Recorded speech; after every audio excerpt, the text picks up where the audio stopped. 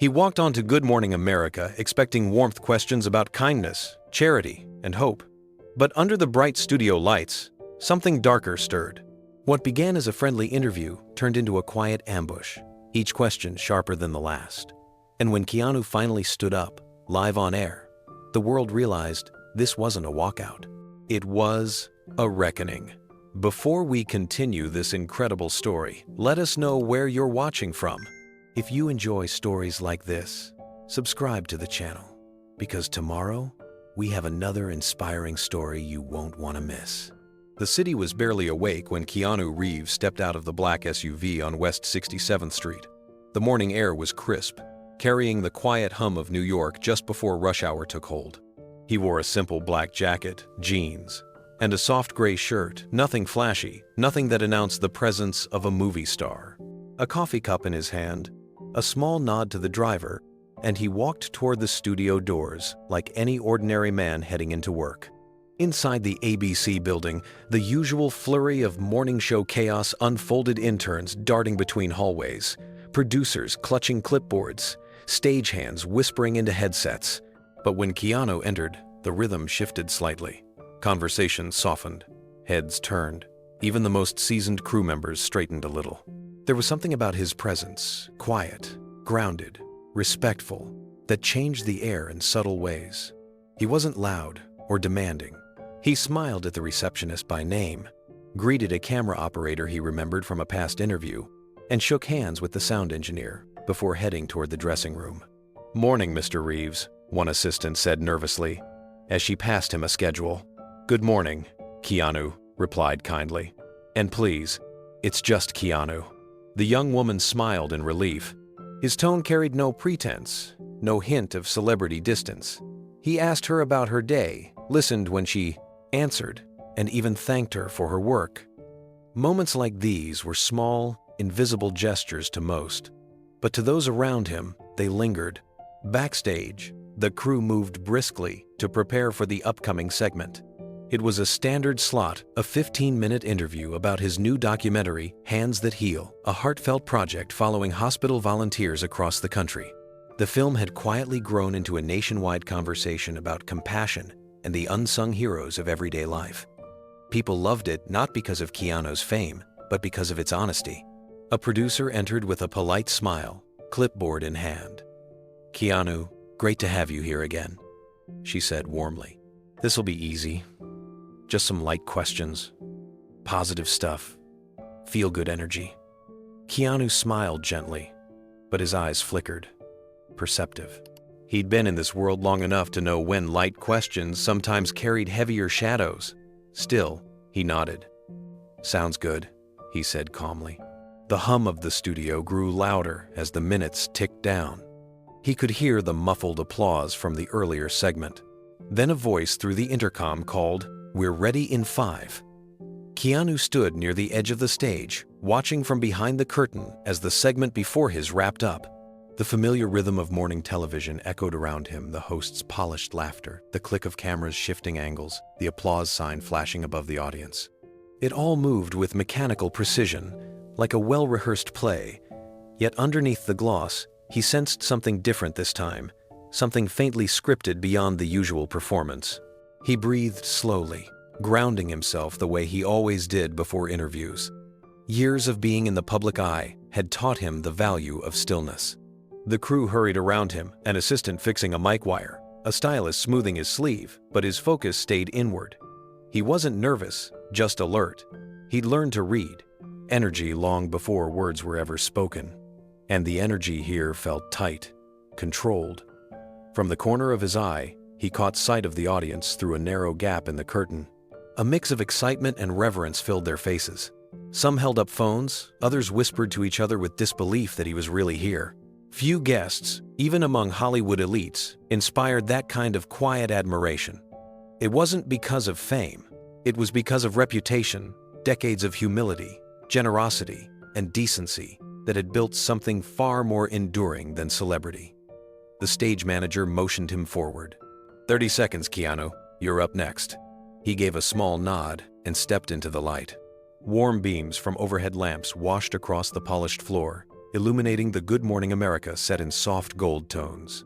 The host, Evan Matthews, stood across the studio floor, flipping through his cue cards. Their eyes met briefly. Evan smiled, charming, professional, practiced. Keanu smiled back, though a subtle intuition stirred at the back of his mind. He sat down, adjusting his mic. The seat felt familiar, the studio colder than it appeared on camera. He rested his hands on his knees, posture straight, expression calm. Around him, the hum of electronics merged with faint audience murmurs. A floor director counted down from 5, fingers raised. On cue, the applause sign lit up, and the audience erupted in polite cheers. Evan turned toward the camera with perfect timing, his voice warm and clear.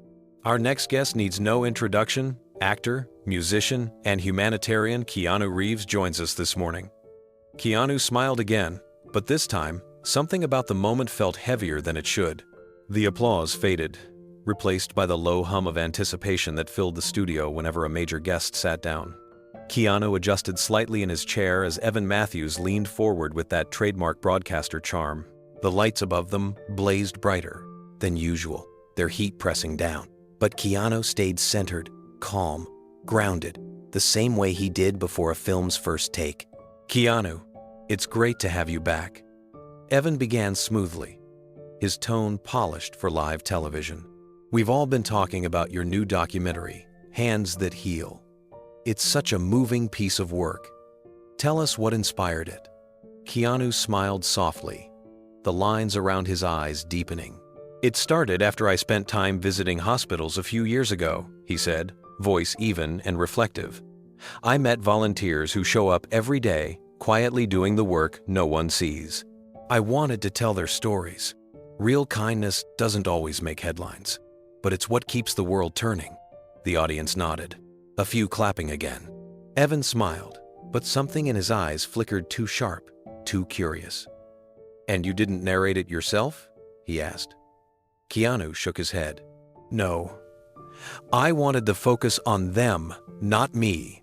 Their voices matter more than mine. It was a simple answer, but the sincerity in his tone pulled the audience closer. For a moment, it felt like the segment would flow naturally, just as producers had promised. Yet, behind the glass wall of the control booth, a senior producer exchanged a knowing glance with an assistant. The cue cards in Evan's hand weren't random. The next line had been written to shift the temperature of the room. Keanu couldn't hear their whispers, but instinct told him something was about to turn. He'd been in too many interviews that started with smiles and ended with agendas. He could sense the rhythm first, the compliments, then the questions that weren't really questions. Still, he kept his composure, a quiet strength radiating from the stillness in his shoulders. A camera glided closer on its track. The red tally light blinked. Evan's smile remained, but the warmth in it cooled ever so slightly. He leaned forward. Your film highlights compassion in a time when many feel divided, he said smoothly. But let me ask, do you ever worry that your message might sound a bit idealistic? Maybe even naive? It wasn't the kind of question that belonged in a light segment. The tone was too deliberate, the phrasing too careful. A small murmur passed through the audience. Keanu paused before answering, meeting Evan's gaze without flinching. I don't think kindness is naive, he said quietly. It's difficult. It takes courage. But I've seen what happens when people forget it. His words landed gently but firmly, a calm counter to the tension beneath the surface. Even those in the crew who had heard hundreds of celebrity interviews found themselves listening closely. Evan chuckled softly, covering the unease that flickered behind his practiced expression. Fair enough, he said. We'll talk more about that after the break. The stage manager called, and we're clear. The red lights above the cameras went dark. Keanu took a slow breath, eyes drifting toward the control booth where a producer was gesturing animatedly. He couldn't hear the words, but he recognized the body language. There was more coming, something they hadn't told him about. He glanced down at the folded cue cards on the desk between them, then back up at the bright studio lights. For a moment, he allowed himself a quiet smile. He'd walked into tougher rooms before. Whatever waited on the other side of that commercial break, he'd face it the same way he faced everything else, with patience, truth, and a steady heart. When the cameras came back from commercial, the energy in the studio had changed. The applause sign blinked again, and the audience dutifully clapped, filling the space with a comfortable rhythm.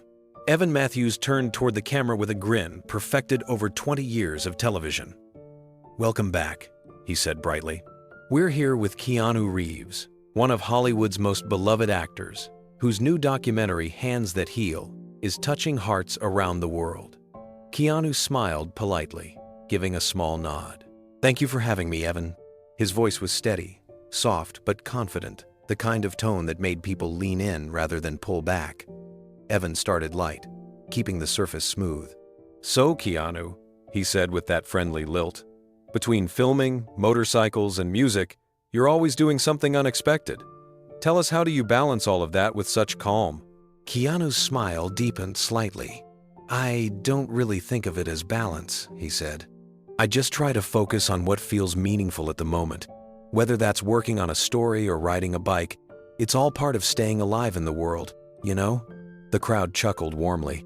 Evan nodded, matching the laughter, his hand casually gesturing toward the monitor showing stills from the documentary. "And this film, Hands That Heal, you produced it. You helped fund it. And I hear you even volunteered off-camera during the shoots. Is that true?" Keanu looked slightly embarrassed, eyes dropping for a moment before he smiled again. "I was just helping out. The volunteers were doing the real work. I just wanted to understand what drives them." "That's incredible," Evan said, turning to the audience. "See, folks, even off-screen, he's still the nicest guy in Hollywood." The crowd laughed, some applauding again. Keanu shifted modestly. "I just think kindness deserves attention. The people in this film, they're the ones changing." For a few moments, everything was smooth, easy.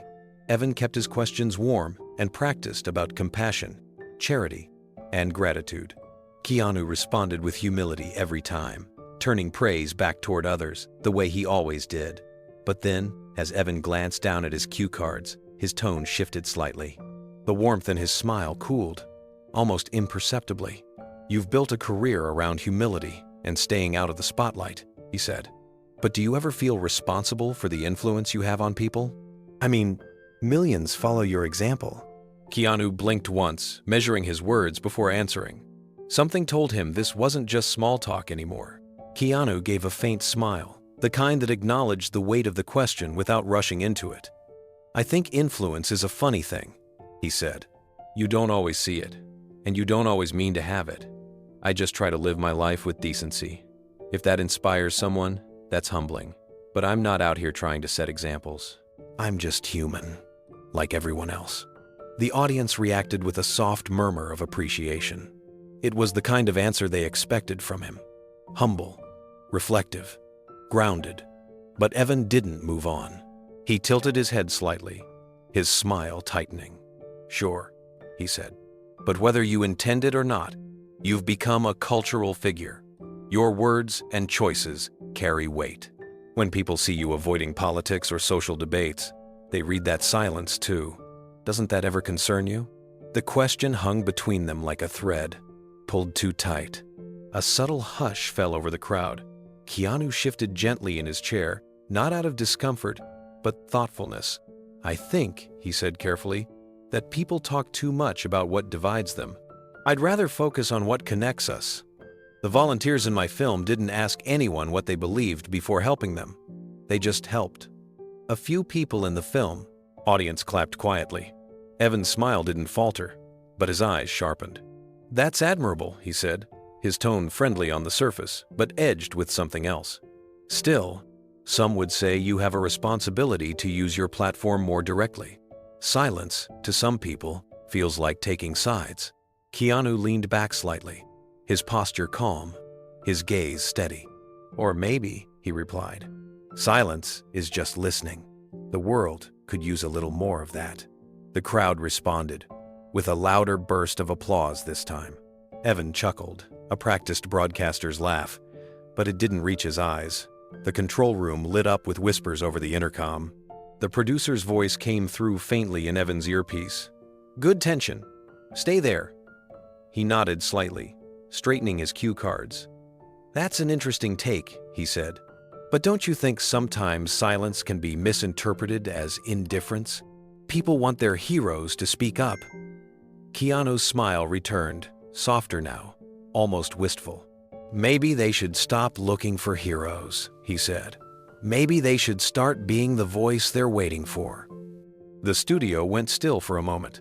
Even Evan didn't have a comeback ready. Evan recovered quickly, forcing a light chuckle to smooth over the silence. "You always have such a philosophical way of putting things, Keanu," he said. "But you know, not everyone has your patience. Some might say that kind of outlook sounds detached." Keanu tilted his head slightly, as though genuinely considering it. "Maybe it does," he said softly. "But detachment isn't the same as indifference.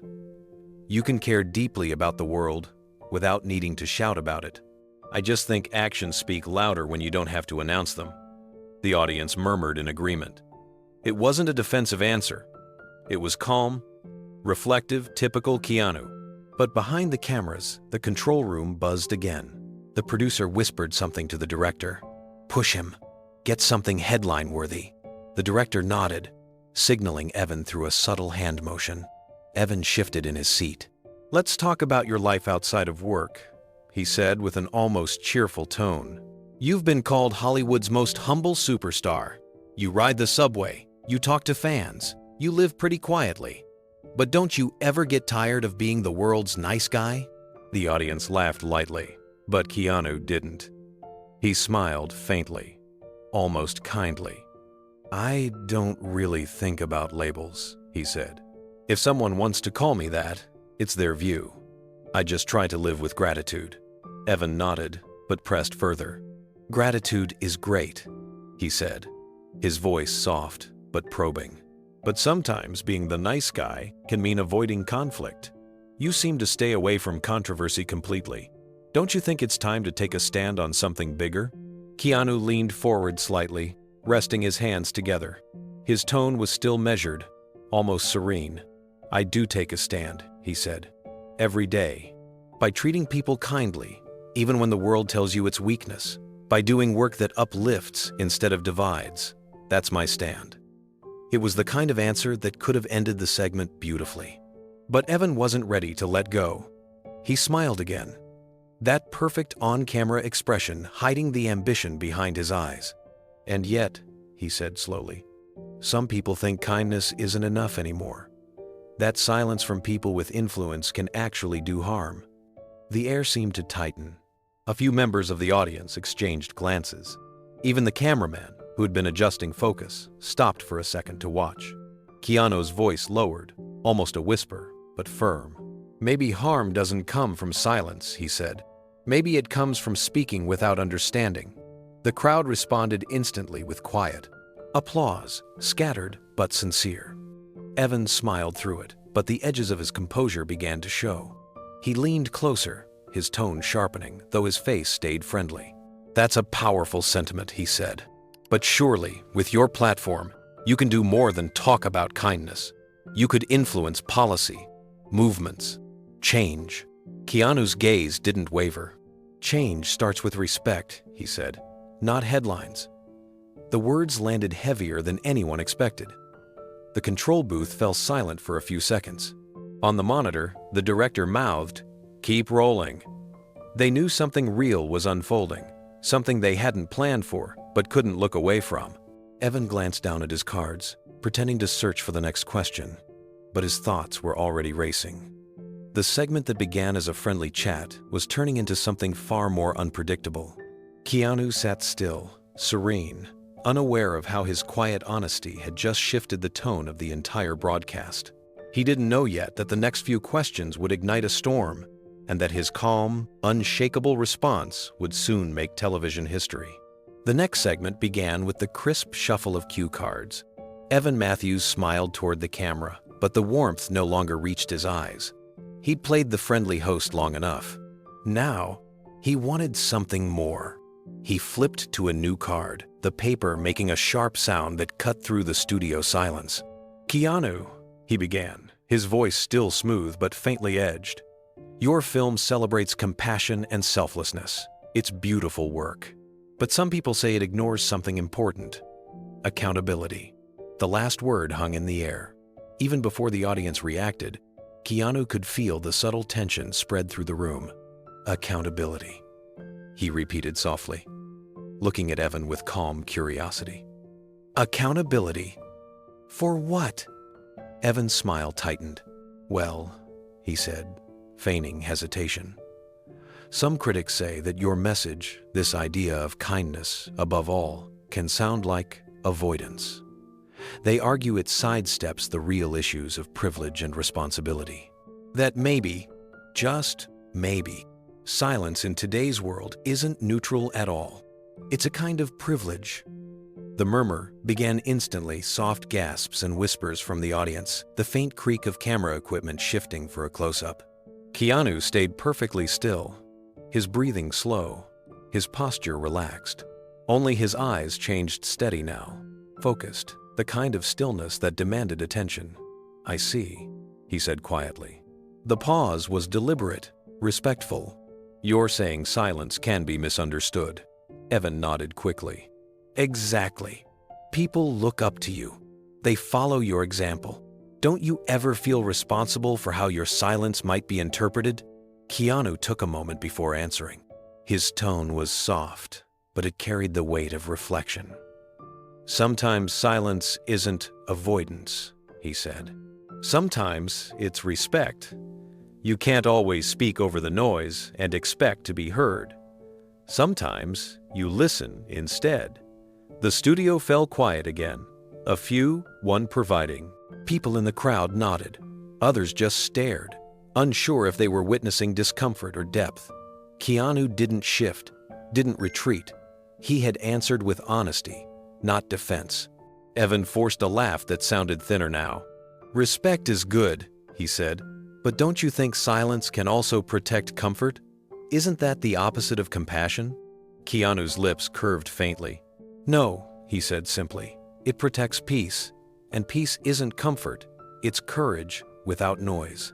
The audience didn't applaud this time, they just listened.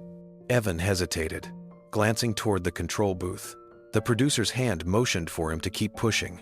He cleared his throat and leaned slightly forward, a polished mask of curiosity hiding the spark of challenge in his eyes. That's an interesting perspective, he said. But there are people who believe staying quiet in moments of division is a luxury only a few can afford. Do you ever think about that?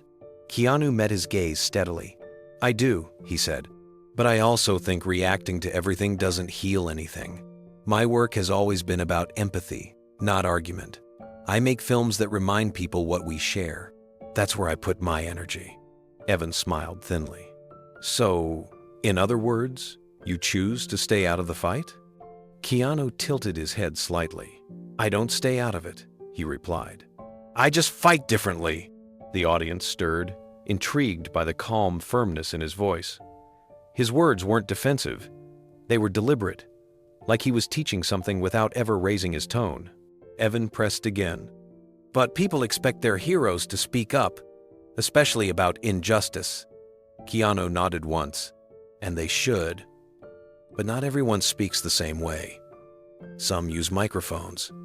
Others use actions. What matters is doing good, not being loud about it. The response landed with quiet power. Evan blinked, realizing he'd walked right into it. The control booth erupted in whispers. One of the producers leaned toward the director, muttering, He's flipping it on us, stay on him. Evan tried to recover with humor. So, you're saying silence can be activism? Keanu's tone softened even more. I'm saying listening can be. A ripple of applause moved through the audience, gentle, respectful, instinctive.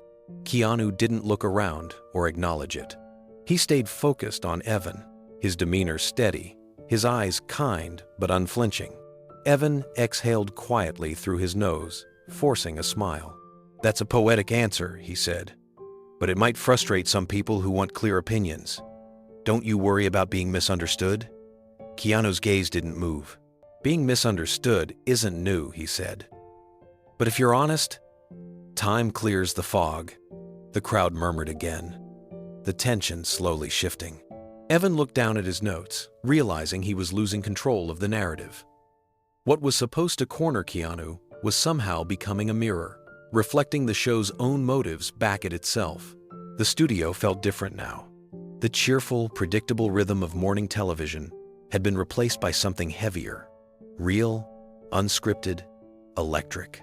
Evan Matthews kept his smile, but his fingers gripped the cue cards tighter. He had prepared for a typical celebrity segment, maybe even a small viral moment. What he hadn't expected was resistance cloaked in calm wisdom. "Let me ask you this, then," he said, his tone soft but probing. "Do you think avoiding certain topics makes your message safer for the audience? Easier to digest?" Keanu shook his head slowly. "No," he said. "It just makes it clearer. I don't talk about what divides us, because division already gets enough attention. My job as a storyteller is to remind people what's worth saving." That answer didn't just land it settled in the air like a weight. Some of the crew members exchanged glances, sensing the subtle shift in power. Evan smiled again, this time with a trace of unease. "But you have to admit, it sounds like you're simplifying things," he said. "The world's more complicated than just kindness, right?" Keanu nodded. "Of course it is. But kindness isn't the easy part, it's the hard part. Anyone can talk about what's wrong. Fewer people try to make it right." A quiet murmur ran through the crowd. A woman in the front row clasped her hands, nodding as if she understood exactly what he meant. Evan tried to stay composed, but there was something about Keanu's tone that disarmed every attempt to provoke him. He wasn't arguing, he was teaching. Evan decided to take another angle. "You've built your career playing characters who stand for justice," he said. "But off-screen, you stay out of politics. Doesn't that feel contradictory?" Keanu's expression didn't change. "Those characters fight for people," he said. "And so do I. I just don't need a headline to do it." The audience broke into applause before Evan could stop them. His smile faltered for a moment, but he covered it quickly. "Well, that's one way to look at it," he said. "Still, some might say staying silent keeps things comfortable for those who already have power." Keanu leaned back slightly, eyes thoughtful. "Maybe," he said. "But you don't need power to make a difference. You just need to care enough to start." His tone wasn't defensive. It was simple truth, delivered with the kind of sincerity that no argument could touch. The applause grew again, louder this time, echoing through the studio. Evan forced a small laugh, his professional rhythm breaking for the first time. "Well," he said, "you certainly have a way with words." Keanu smiled gently. "Words matter," he said, "but only if they come from the right place." The camera zoomed in slightly, catching the quiet strength in his face. His eyes reflected no anger, no eyes, tension, only conviction. The control room fell silent.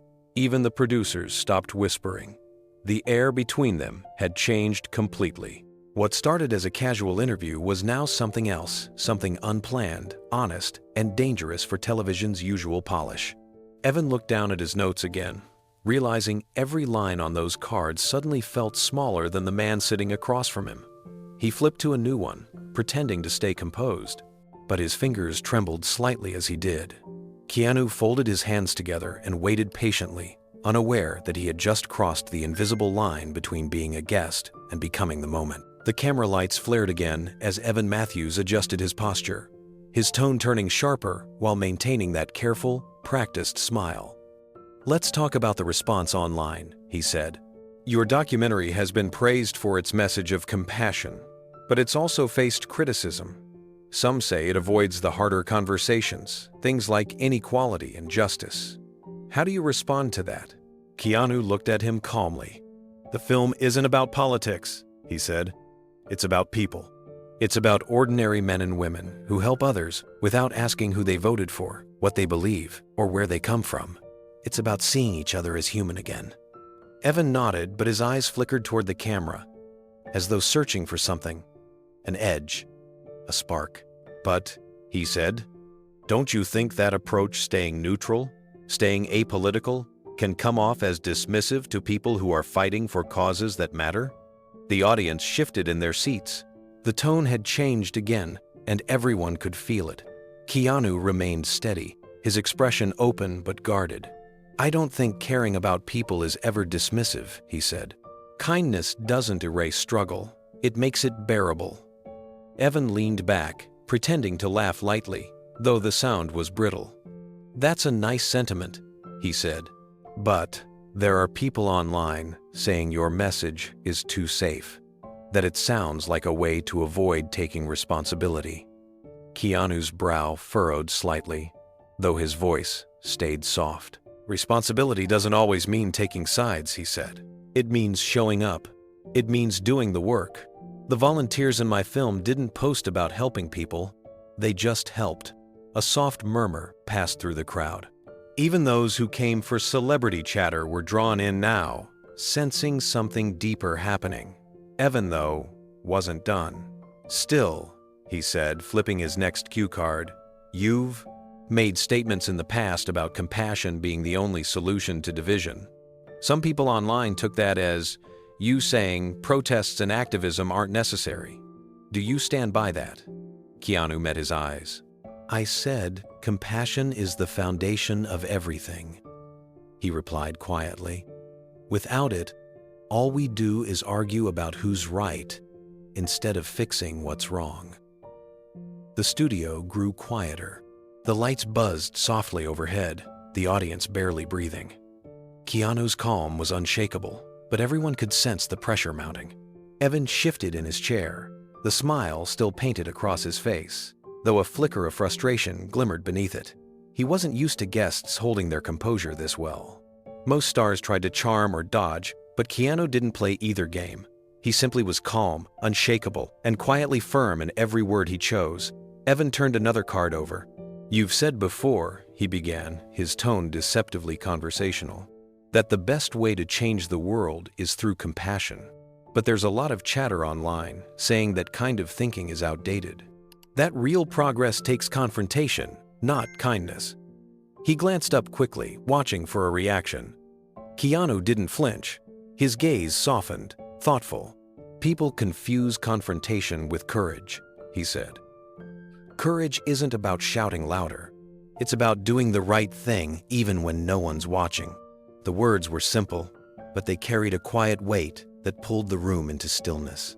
Evan nodded, pretending to agree, while his producer's voice came faintly through the earpiece. "Stay with it. Don't let him diffuse it." Evan pressed on. "But when you say things like that, critics argue that it's easy for someone in your position to talk about peace and understanding. They say kindness is a privilege for those who don't face real consequences." That line hit sharper than the others. The audience reacted with a collective intake of breath. Even the floor crew froze, waiting to see what he'd do. Keanu didn't rush. He let the silence breathe. Then, in a tone that was neither defensive nor dismissive, he said, "I've seen loss. I've lived with it. I've watched people break and rebuild. Privilege isn't peace. It's what you do with what you have that defines you." For a moment, no one moved. Even Evan hesitated, unsure whether to continue. He tried to laugh again, but it came out hollow. "You always have a poetic way of putting things," he said, forcing lightness back into his voice. Keanu smiled faintly. "It's not poetry," he said. "It's experience." That answer drew quiet applause. Not loud, but full of respect. In the control booth, the producer's tone rose. "Ratings are climbing, don't stop. Keep rolling." Evan glanced at the red camera light, then back at Keanu, knowing he had to push harder. But for the first time, he wasn't sure who was leading the conversation anymore. Evan Matthews looked down at his notes, pretending to be calm, but the room had shifted. Every attempt to corner Keanu only seemed to make him stronger. Each answer, instead of being defensive, came from a place of sincerity that disarmed tension instead of fueling it. The crowd could feel it too. There was something magnetic about a man who didn't need to raise his voice to be heard. Still, Evan wasn't ready to back off. "Let me ask you this," he said, tapping his cue cards against the table. "You praise compassion as a cure for division, but isn't that a little too convenient? Isn't compassion sometimes just another word for inaction?" The crowd stirred again. Even the sound technician frowned behind his control board. Keanu leaned forward slightly, resting his hands loosely on his knees. His tone remained quiet, even unflinching. "No," he said. "Compassion is the hardest action there is. It means listening to people you don't agree with. It means forgiving when you'd rather fight. That takes more strength than anger ever will." A hush fell across the studio.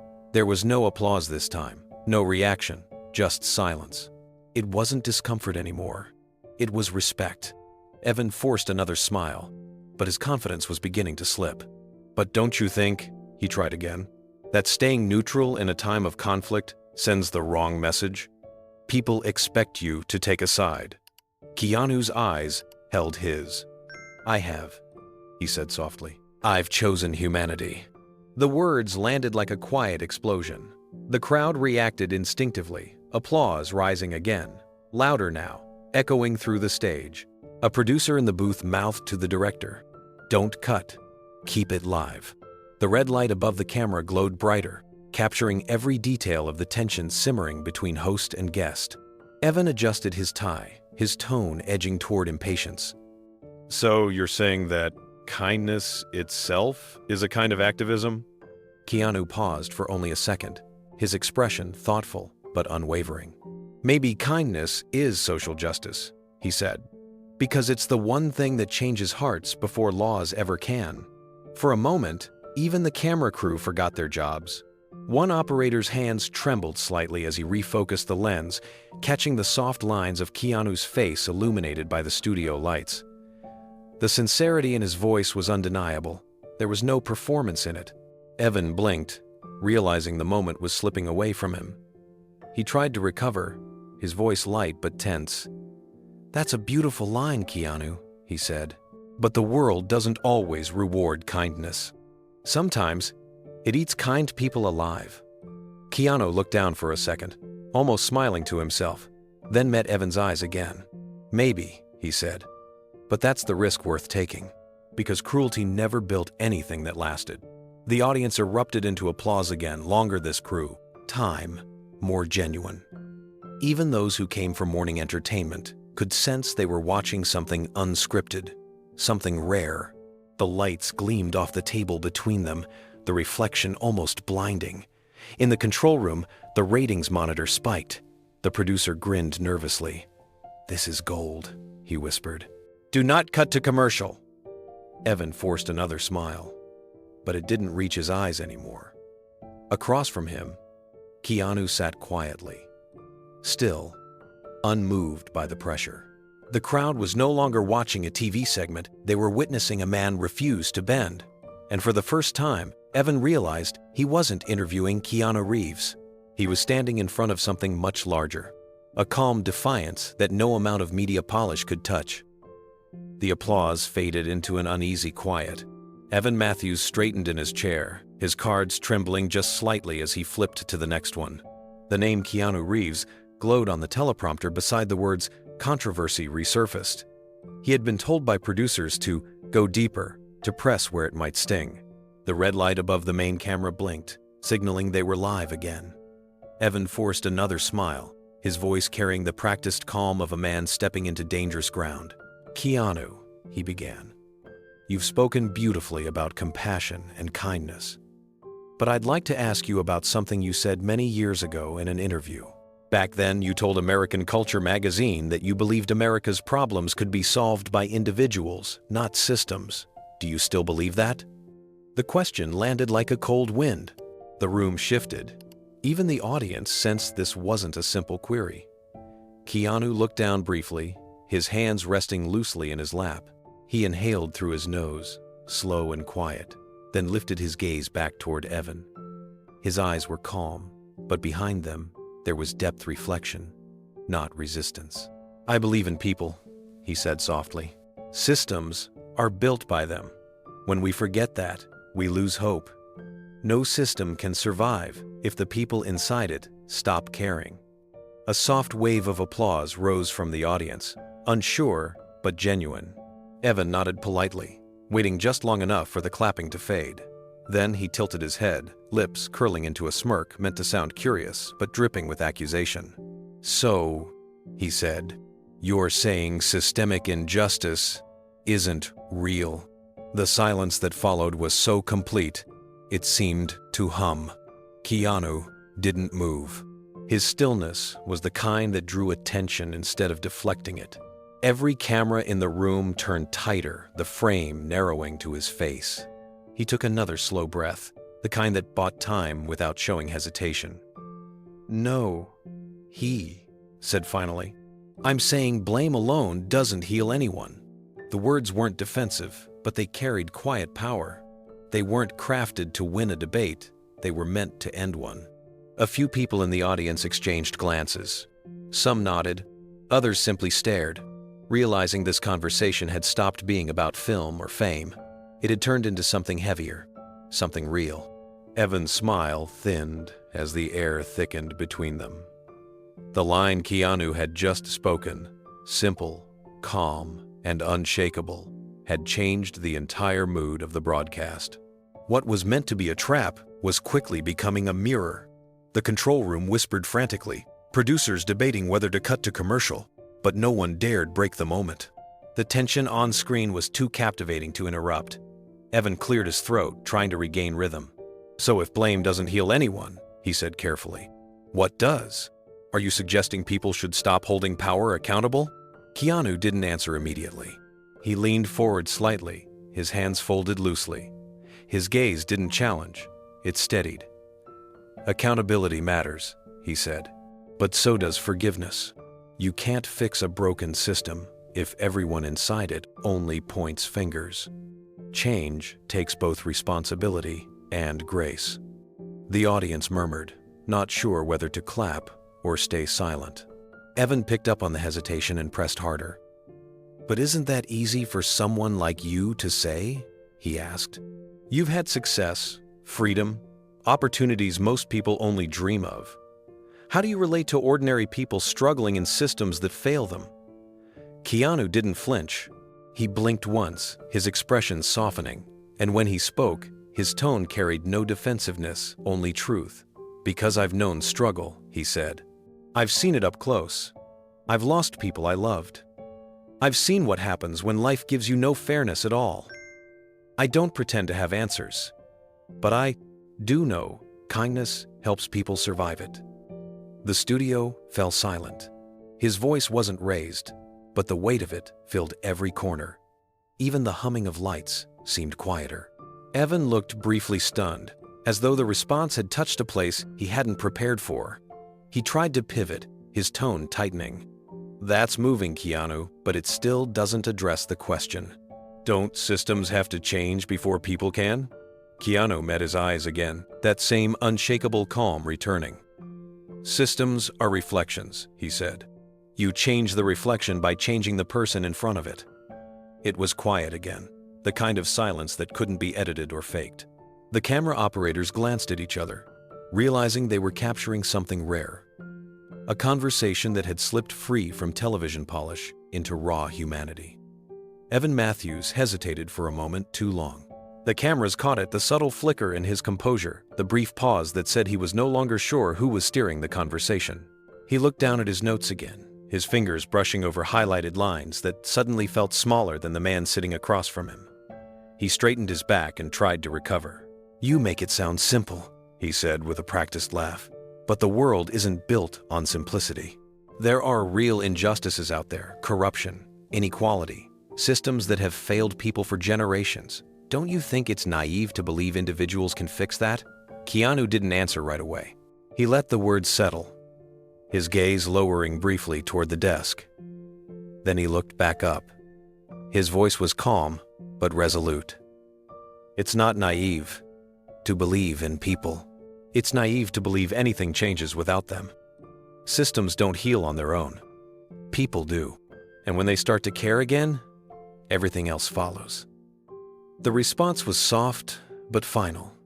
The kind of truth that couldn't be argued without sounding hollow. The crowd stirred again, instinctively responding to something genuine. A few claps rose, others nodded quietly. The tension wasn't gone, it had transformed into respect. Evan, though, pressed on, determined not to lose the upper hand. "But people have tried," he countered. "Movements rise and fall. Nothing ever stays fixed. Don't you think that's proof that systems need stronger control, not more faith in individuals? Keanu's eyes softened, and for a moment, he almost smiled. Control never creates harmony, he said. It just rearranges fear. Real change starts when people see each other again, not when they're told how to think. The sentence hit like a quiet thunderclap. Someone in the second row exhaled audibly. A camera operator looked up from his monitor, momentarily forgetting to pan. The words weren't scripted, they came from somewhere deeper. Evan tried to break the spell with a laugh. You really do talk like a philosopher, don't you? Keanu gave a faint grin. No, he said. I just talk like someone who's been paying attention. It was the perfect reply. Humble, grounded, disarming. The audience responded with applause again, this time stronger and more sustained.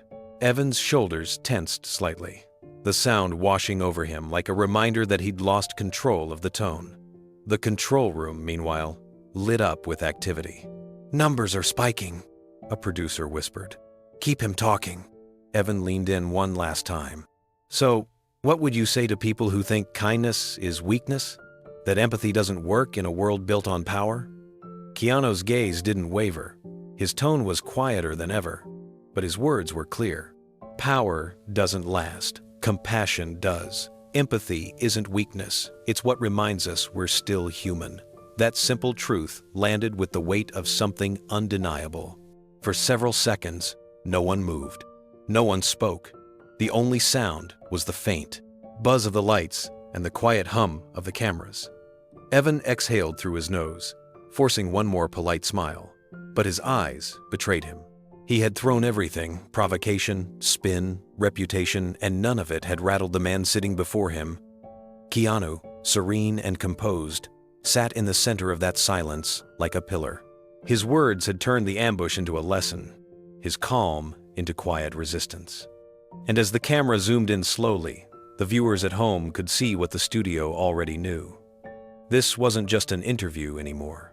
It was a live confrontation between noise and meaning, and Keanu Reeves had already won without ever raising his voice. The studio lights felt hotter now, glaring off the polished surface of the table between them. The air was charged, sharp with a tension everyone could feel, but no one could name.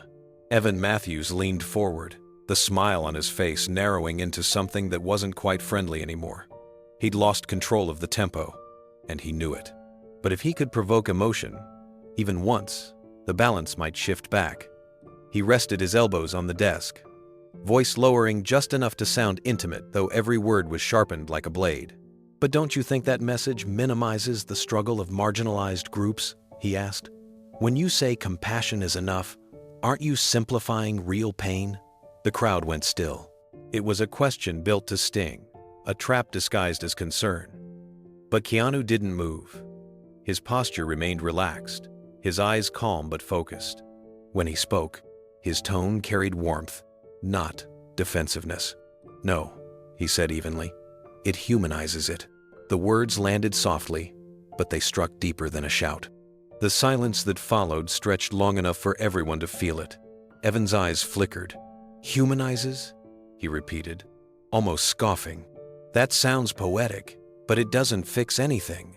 Keanu's gaze held steady. It fixes how we see each other, he said. If you can't see someone's humanity, no system, no policy, no speech will ever make things right. That line rippled through the room. A few people in the audience nodded quietly. Others sat frozen, unsure if they were watching an argument or something else entirely. Even the cameraman hesitated, unsure whether to zoom in or stay wide. In the control booth, voices crackled through the headsets. We should cut to commercial, one producer whispered. Another shook his head. No, this is gold. Keep rolling. Back on stage, Evan shifted in his seat, his rehearsed composure beginning to thin. You're good with words, Keanu, he said with a tight laugh. But you can't always dodge accountability with philosophy. Keanu leaned back slightly, still unbothered. His voice was steady, quiet enough that the crowd leaned forward to hear him. And you can't replace empathy with provocation, he said. The sound of his words filled the space. Not loud, but absolute. The audience didn't clap. They didn't breathe. The cameras caught the faintest flicker of emotion in Evan's eyes, the first sign that he knew he'd just been outmatched. Evan tried to recover quickly, forcing a laugh that echoed too loudly in the tense studio. "That's clever," he said, his tone carrying a faint edge. "But empathy doesn't fix policy, Keanu. It doesn't stop injustice. Don't you think it's easy for someone in your position to talk about compassion when others are out there fighting for survival?" Keanu didn't flinch. "I don't think compassion and survival are opposites," he said quietly. "One keeps us alive. The other reminds us why we want to be." The audience stirred, reacting instinctively to the gravity of his words. Evan's practiced composure cracked for a split second, his smile tightening. He wasn't used to losing control of a conversation, especially not with someone so soft-spoken. He tried to mask the frustration by flipping to another card, glancing at the producer's signal to press harder. He leaned in again. "You talk about empathy as if it's the answer to everything. But empathy doesn't pay rent. It doesn't feed kids. Isn't that just idealism?" Keanu's expression didn't change. He folded his hands together on the desk, pausing just long enough to let the question breathe. "Idealism isn't the problem," he said. "Cynicism is. It's easy to say nothing matters. It's harder to believe people still can," the crowd murmured, a ripple of approval moving through the audience. Someone in the second row clapped once, then stopped, realizing the moment was too fragile for noise. Evan noticed the energy shifting again. He wasn't getting traction. Each question he asked was turning into another quiet victory for Keanu. Evan smiled thinly. "You make it sound like you're above all of this," he said, "as if you don't live in the same flawed world as the rest of us." Keanu tilted his head slightly. "I live in it every day," he said. "That's why I try to make it better instead of louder." For a moment, there was no sound but the faint hum of the cameras. In the control booth, someone whispered, "He's unbreakable." Another voice answered, "Let it play. This is real." Evan forced a sigh, glancing down at his cards again, though he wasn't reading them anymore. He had entered the interview with every advantage: lights, audience, timing. But across from him sat a man who didn't need any of it. Keanu wasn't performing. He was simply being true. Evan Matthews sat back in his chair, eyes narrowing as he realized that every polished line he threw only came back softer, stronger, and more human. The rhythm of the interview was gone, replaced by something raw. Even the studio air felt different now, heavier, more aware. He leaned forward again, his tone tightening. "You keep bringing it back to empathy and kindness," he said. "But what about accountability? Don't you think forgiveness without consequence is dangerous?" Keanu met his gaze, not with challenge, but with patience. "Accountability matters," he said, "but it only works when it's built on understanding. Otherwise, it's just punishment wearing a different name." A murmur moved through the crowd. The host's eyebrows rose slightly. He hadn't expected that answer. "So you're saying we should just forgive everyone?" he asked. "No matter what they've done?" Keanu shook his head. "No. I'm saying we should remember why we forgive. Not to excuse, but to heal. Because if all we do is tear each other apart, there won't be anyone left to fix what's broken." The audience was utterly silent now. The soundproof walls of the studio seemed to fade, leaving only the hum of the lights and the rhythm of their voices. Every eye was locked on Keanu. His tone hadn't changed, but there was a quiet authority in it, a sense of lived truth. Evan exhaled slowly, forcing another half-smile. "You talk like a man who's never been angry," he said, trying to sound casual, but unable to mask the tension behind it. Keanu's answer came instantly, but softly. "I've been angry," he said, "but anger only built walls. Kindness helped me climb them." There was a brief pause before the audience reacted, the kind of pause that meant they were still processing. Then came light applause, growing steadily louder. Evan looked irritated for the first time, tapping his cue cards against the desk. "Let's be honest," he said quickly, cutting through the sound. "That sounds beautiful, but life isn't a movie, Keanu. People need real answers, not poetry. Don't you think sometimes that your philosophy lets people escape reality instead of facing it? Keanu's gaze didn't waver. I think people face reality every day, he said. What they need isn't escape, it's hope. Hope makes people act. It's what keeps them trying when everything else tells them not to. The crowd reacted again, but more subdued. This time not clapping, just quiet nods, soft murmurs of agreement. Evan's eyes darted toward the camera light. He knew this was being streamed live across millions of homes, and he could almost hear the online chatter already building. He leaned in once more, his voice sharpening to a point. But Keanu, don't you think this kind of thinking lets people who cause harm off the hook? Doesn't it make injustice look smaller? Keanu didn't blink. His reply was slow, measured, deliberate. No, he said. It reminds people that no one is too small to do what's right. That was it. The entire room froze. The lighting crew, the audience, even Evan himself seemed suspended in that moment. There was no clever rebuttal left, no spin to turn it around. Evan's face softened, his next words quieter than before. You really believe that, don't you? Keanu nodded gently. Completely. The silence that followed wasn't awkward. It was reverent. Evan Matthews wasn't done. He sensed the audience slipping from his control, the energy leaning toward Keanu with every calm, disarming answer. So he changed tactics. He leaned forward, lowering his voice to something that sounded thoughtful but carried the weight of accusation. You've spoken a lot about kindness, he said slowly. But what about hypocrisy? Isn't Hollywood full of people who preach goodness while living in comfort? Don't you think that's a little convenient? The question hung in the air like smoke. Keanu sat quietly for a moment, his face unreadable. Then, in that same composed tone, he said, I can't speak for Hollywood. I can only speak for myself. Evan seized on it. Then, let's talk about you, he said. You've donated millions over the years, quietly helping hospitals, cancer foundations, struggling families, but you're telling me that's not performative? Isn't choosing to do it quietly its own form of performance? A faint murmur rippled through the crowd. The question struck a nerve, not because it was brave, but because it was cruelly calculated. Keanu's jaw tightened ever so slightly. He didn't look away. I never talked about those donations, he said evenly. Others did. That's not performance. That's privacy. The response drew a few claps from the audience, small at first, then stronger. People shifted in their seats, uneasy at the host's tone. Evan smiled stiffly, but the lines at the corner of his mouth betrayed irritation. So you admit keeping secrets, he said quickly, trying to reclaim the rhythm. You hide acts of kindness. Why not share them? Isn't transparency the real proof of integrity? Keanu gave a faint smile, soft but steady. If kindness needs witnesses, he said, it isn't kindness. That line landed like thunder. The audience reacted instantly, applause rising, then swelling into something closer to defiance.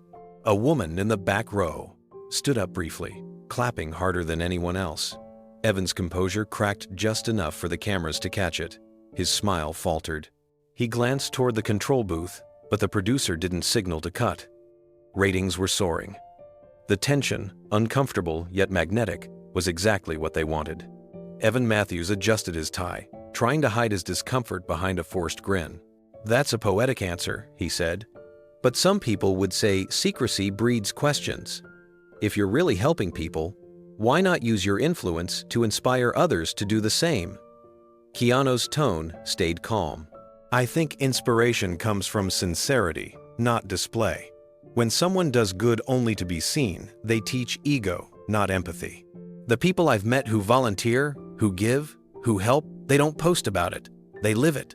The audience responded with another round of applause. The sound filled the studio, breaking the tension for a moment. But Evan didn't join in. He glanced toward the nearest camera, trying to steer the focus back to himself. It's admirable, he said tightly. But don't you think your privacy sometimes creates an illusion? People see your silence and build their own stories. Maybe that's convenient too. Keanu gave a small nod. Maybe, he said, But people will build stories no matter what you do. I'd rather be misunderstood for doing something quietly than celebrated for pretending." That statement stopped the room cold. There was no clapping this time. No sound at all, just the echo of truth. Even the floor manager, who'd been signaling timing cues, froze mid-motion. Evan forced another laugh, brittle and sharp. "You've got an answer for everything," he said. "It almost sounds rehearsed." Keanu shook his head gently. "No," he said, "just lived." The audience erupted again, louder than before. The walls of the studio seemed to vibrate with the applause. A few people whistled. Others stood briefly. Keanu didn't move. He simply nodded in quiet acknowledgement, letting the noise rise and fall without breaking his stillness. Evan stared across the table at him, trying to keep his expression neutral. But the cracks were showing. His knuckles whitened around his cue cards. He wasn't just losing the interview, he was losing the illusion of control. Evan Matthews forced a small laugh, but it didn't sound natural. The rhythm of the show had broken apart completely. He shuffled his cards, trying to reset the energy. "You've built a reputation as one of the most private people in Hollywood," he said, his tone dipping into condescension. "But sometimes privacy can look like avoidance. You've done so much good behind the scenes. Why not step up and lead publicly? Don't you think the world needs role models to be visible?" Keanu took a slow breath. His expression didn't change, but there was a quiet sadness in his eyes. "Visibility isn't the same as leadership," he said. "You can stand on every stage in the world and still not help anyone. Real leadership is what you do when no one's watching." The audience erupted into applause again, and this time it didn't fade quickly. It grew, rising into something that felt more like solidarity than simple admiration. Evan looked around helplessly as the noise carried on. For a few seconds, it wasn't his show anymore, it was Keanu's moment. When the applause finally settled, Evan leaned forward again, his smile tight, his tone sharpened. "You talk about humility, but let's be honest, humility itself can be a kind of brand. You've become famous for being humble. Doesn't that in a way make humility performative?" The question drew a few uncomfortable murmurs from the audience. The word performative seemed to sting, as if the host had crossed an invisible line. Keanu's jaw flexed slightly, the only visible sign of irritation. But when he spoke, his tone remained level. "If you think humility is a brand," he said, "then you've never practiced it." The response sent another ripple through the room. The air thickened with quiet awe. Evan tried to interject, but Keanu continued, his voice calm and measured. "Humility isn't an act, it's a choice. Every day, you decide whether to make things about yourself or about something bigger. I don't always get it right, but I try." The crowd began clapping again, slower this time, almost reverently. The control booth was in chaos, producers whispering frantically about whether to cut to commercial or to let the moment play out. The numbers on the live viewership monitor were climbing by the second. Evan cleared his throat, leaning closer, desperate to take back the lead. "So, what you're saying," he began, "is that you'd rather stay invisible than be accountable?" Keanu looked up, and for the first time in the entire interview, his gaze hardened. Not cruel, not angry, but unshakably clear. "I'm accountable to the people I help," he said quietly, "not to the people who need proof." The audience broke into cheers. It wasn't polite anymore, it was thunderous. The camera lights bounced off the desk, the sound engineer scrambling to balance the volume. Evan sat back, realizing there was nothing he could say to follow that. Every move he'd made, every question crafted to corner, had only revealed something stronger in the man across from him. Keanu waited for the applause to fade. His voice, when he spoke again, was barely above a whisper. People confuse publicity with purpose. They think being seen means being good. But goodness doesn't need an audience. It just needs intention. The silence that followed was absolute. Even the live viewers at home, millions of them, could feel the weight of it through the screen. Evan blinked several times, at a loss for words. His rehearsed charm had vanished. What sat in front of him wasn't a movie star, it was a man speaking truth without armor. Finally, Evan managed to find his voice again, though it wavered. "You really believe that?" he asked. almost softly. Keanu nodded once, completely. The studio lights glared above them, but Keanu's calm felt like shade in the middle of heat. The duel that had begun so quietly had reached its breaking point. The host had run out of questions. The guest, somehow, had answered them all without ever raising his voice. The tension in the room had become something solid. Every light seemed brighter, every breath louder. The friendly rhythm of a morning show was gone. In its place stood a stillness that felt dangerous. Cameras zoomed closer on both men, capturing every twitch, every flicker of emotion. Evan Matthews' voice had lost its polish. His tone was brittle now, his smile tighter with every passing second.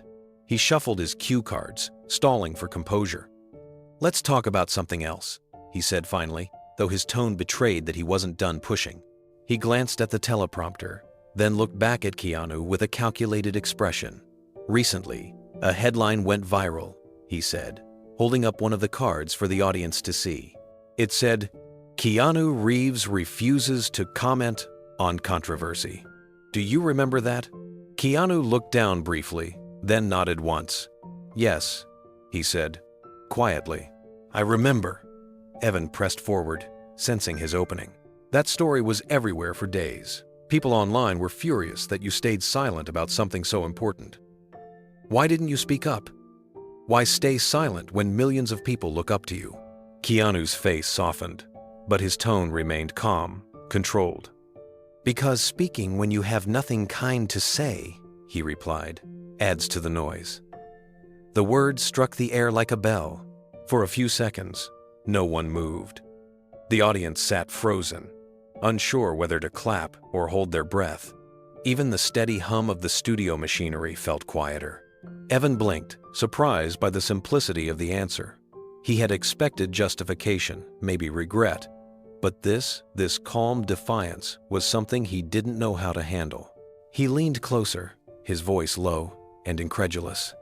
"This isn't noise, Keanu," he said. "This is truth. People need truth." Keanu's eyes met his. His expression didn't waver. "No," he said, "this is theater. Truth doesn't need a stage." The room erupted not with applause, but with a collective gasp. Even those who worked there, who had seen countless interviews, had never witnessed someone turn the spotlight back on the stage itself. In one sentence, Keanu had exposed what everyone already felt, but never dared to say that the moment wasn't about truth at all. It was about spectacle. Evan Matthews froze for a split second, the weight of those words cutting straight through his composure. Around them, the audience sat motionless. The energy in the room transformed from curiosity to disbelief. The camera lights burned hotter, the crew glued to their monitors, unsure whether they were witnessing the peak of the interview or its complete collapse. Evan's throat tightened.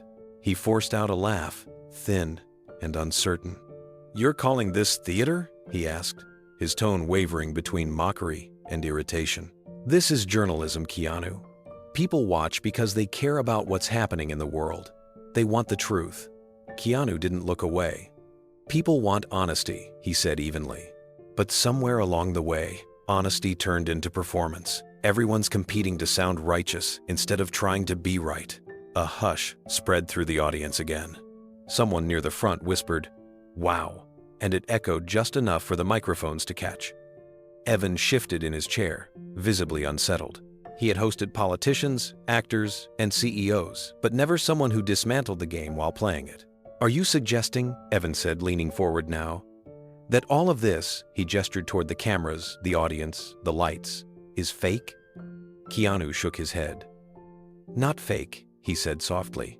"Just distracted. The world keeps talking about truth, but half the time it's just noise trying to sound like meaning. People are tired.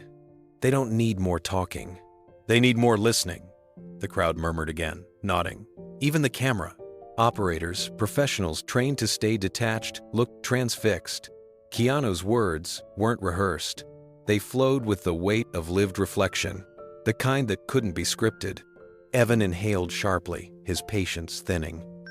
"You're saying what I do here doesn't matter?" he asked, trying to sound calm but failing to hide the tension in his voice. Keanu's tone stayed gentle. "I'm saying what you do could matter, he said. But not if you're chasing drama instead of understanding. The audience burst into spontaneous applause, cutting through the air like thunder. Evan sat back in silence, eyes darting toward the control booth. Behind the glass, the producers' faces were pale. The show had lost its script and found something far more dangerous. Evan Matthews looked around, realizing the energy had shifted beyond his control. The applause wasn't for him, and that terrified him more than silence ever could. He tried to speak, but the words caught in his throat. "So you think this is all an act?" he asked finally, his voice breaking just slightly. Keanu tilted his head, his expression kind but firm. "I think people confuse attention with awareness," he said. "If you really want to change minds, you don't put someone under a spotlight, you sit beside them." The audience clapped again, softer this time, but more emotional. It wasn't entertainment anymore, it was understanding. Evan exhaled, rubbing the bridge of his nose, then looked back at him. "And what are we doing right now?" he asked quietly. "If this isn't truth, what is it?" Keanu paused, his gaze calm and steady. "It's a reminder," he said, "that the truth doesn't need an audience. It just needs someone willing to live it." The room went still. The applause lights didn't flash. No one dared move. Even the control booth was silent. Evan sat back slowly, staring at Keanu, as if seeing him for the first time not as a movie star, not as a guest, but as a man unafraid of silence. Finally, he said, "You really don't care about how people see you, do you?" Keanu smiled faintly. "I care more about how they see each other." The audience erupted again, the sound rising like a wave of catharsis. In that moment, everyone in the room knew the balance had shifted for good. The show wasn't breaking apart, it was being rebuilt into something honest, something real. And Keanu Reeves had just reminded the world what truth sounded like when spoken without fear. Evan Matthews tried to steady his breath, but his voice came out sharper than he intended. "You came here to promote a documentary," he said, his tone clipped. "Not to lecture journalists." His hands tightened around his cue cards, the edges bending slightly under the pressure. The warmth that once filled the studio was gone, replaced by a strange stillness that even the bright lights couldn't disguise. Keanu didn't react. His posture stayed composed, his eyes calm and thoughtful. "I didn't come here to lecture anyone," he said quietly. "I came to talk about compassion. You turned it into combat." That simple sentence broke something open in the room. The audience clapped, not the nervous kind of applause meant to fill silence, but genuine, spontaneous approval. The sound rolled through the studio like a wave. A few people even stood, clapping louder, their faces glowing with the recognition that they had just witnessed a line that would be replayed across every news network within the hour. Evan tried to talk over the noise, but his microphone couldn't compete. He looked toward the control booth, gesturing desperately with one hand. Behind the glass, the producer waved his arms, signaling to cut to commercial. But the red light above the camera stayed on. The feed was still live. Millions of people were watching, and the moment couldn't be edited away. When the applause finally began to fade, Evan leaned forward again, his expression forced into a professional smile. "Are you accusing me of dishonesty, Keanu?" he asked, his tone attempting lightness but edged with frustration. Keanu met his gaze without hesitation. "Not accusing," he said softly. "Observing." The words were gentle, but they struck harder than any accusation could. The audience fell silent once more. Evan's jaw clenched, his knuckles whitening as he fumbled through his notes, flipping them without purpose. For the first time, he looked small in his own studio. Evan Matthews could feel the tension closing in around him. The crowd's energy had shifted completely, no longer on his side. The applause lights above the audience were dark, yet people clapped anyway, breaking the illusion of control that television relied on. He forced a smile that didn't reach his eyes and straightened the stack of cue cards on his desk, buying a few seconds to breathe. "Well," he said, his voice tight, "you've certainly turned this conversation into something unexpected. Most guests come here to share a story. You seem more interested in rewriting mine." Keanu stayed still, his face calm but alert. "You asked questions," he said. "I answered honestly. If the answers changed the story, maybe it needed to be rewritten." A quiet murmur swept through the audience. The control booth filled with whispers and frantic motion. A producer leaned toward another and whispered, "He's not cracking. He's dismantling the format." Evan leaned forward again, his elbows on the table, his tone lowering into something almost personal. "You know, Keanu," he said, "there's a difference between being wise and being evasive. People came here to hear you talk about your film, not to be scolded." Keanu smiled faintly, the kind of smile that carried both patience and understanding. "I'm not scolding anyone," he said softly. "I'm just asking why a conversation about compassion makes people so defensive." That line hit the air like a match dropped in dry grass. The audience clapped again, some laughing nervously, others cheering outright. Evan's smile vanished completely. His pen slipped from his hand and rolled across the desk. He didn't bother to pick it up. "Let's stay focused," he said, his voice trembling slightly as he tried to continue, but his rhythm was gone. The red light on the camera blinked steadily, recording every second of his unraveling composure. Evan Matthews tried one last time to recover, his voice rising slightly. "You make it sound like I'm the enemy here," he said. "I'm just doing my job, asking questions people want answered." Keanu's eyes softened. "Asking questions isn't the problem," he said. "Forgetting to listen is." The words landed with quiet force. A hush rippled through the crowd. Evan looked stunned, searching for a line that could undo the moment, but none came. His practiced charm had vanished. In its place stood a man exposed beneath the very lights he'd controlled for years. The producer in the booth covered his face with both hands. "We can't cut," someone whispered. "If we cut now, it looks like surrender." Keanu leaned forward slightly, his tone gentle. "You asked about truth," he said. "Truth doesn't shout. It doesn't compete. It just waits until someone stops talking long enough to hear it." The audience erupted this time. A full standing ovation. The sound was raw and real, filling every inch of the studio. Evan sat frozen, his cue cards scattered, his gaze unfocused. And as the applause rolled on, Keanu didn't smile. He simply nodded once, the calm in his expression saying everything. The control was gone, but dignity remained, exactly where it belonged. The applause still echoed faintly as Keanu leaned back in his chair, his expression thoughtful, his calm unbroken. When he finally spoke, his voice was quieter, deeper, carrying a gravity that drew every ear in the room toward him. "You asked about accountability," he said slowly. "Start with integrity." The air shifted instantly. It wasn't anger, it was truth, spoken too plainly to be ignored.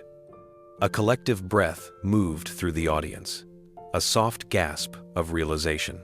Even the lights seemed to dim, or maybe it was just the awareness settling in. Evan blinked rapidly, thrown off balance again. "So you're saying I lack integrity?" he asked, his tone rising, fragile under the weight of his own defensiveness. Keanu didn't raise his voice. "I'm saying journalism used to honor truth over spectacle," he replied. His tone was gentle, but the meaning struck with surgical precision. It used to be about people, not ratings. The room went utterly still. Every camera, every crew member, every person in the audience could feel that something irreversible had just been said. In the control booth, the producers froze, their hands hovering over buttons they didn't dare press. One of them whispered, "He's turning it into a masterclass." Another answered, "Let him. This is history." Back on stage, Evan tried to find a comeback, but his throat felt dry. His practiced charm, his confidence, even his control of the set, all of it had dissolved under the weight of authenticity. Keanu folded his hands, looking not triumphant, but peaceful. "If you want ratings," he said softly, "provoke. If you want meaning, listen." The words hung there, shimmering in the silence. A pause followed, longer than any broadcast pause should be, yet no one dared break it. The audience didn't move, afraid to disturb what felt sacred. They all knew they had just heard the line that would echo across the world. Evan Matthews leaned forward, his voice trembling slightly as he tried to regain footing. "That's a nice quote," he said with a forced smile. "But sound bites don't change the world. You've turned this into philosophy when we're supposed to be talking facts." Keanu's tone didn't rise. "Facts without integrity are just noise that sounds official," he said. "Integrity gives facts purpose. Without it, truth becomes decoration." A low murmur moved through the studio. Even those who had come expecting entertainment were now sitting upright, drawn into something that felt far deeper than television. Keanu's calm was magnetic. It wasn't arrogance. It was conviction. Evan crossed his arms, his frustration visible now. "You think the media's the problem," he said. "But what about responsibility? Don't you have one too? People follow what you say. Isn't silence dangerous?" Keanu's gaze didn't waver. "Silence isn't dangerous when it's thoughtful," he said. "It's dangerous when it's empty. Sometimes saying less is the most responsible thing you can do." The audience burst into applause again, not with excitement, but respect.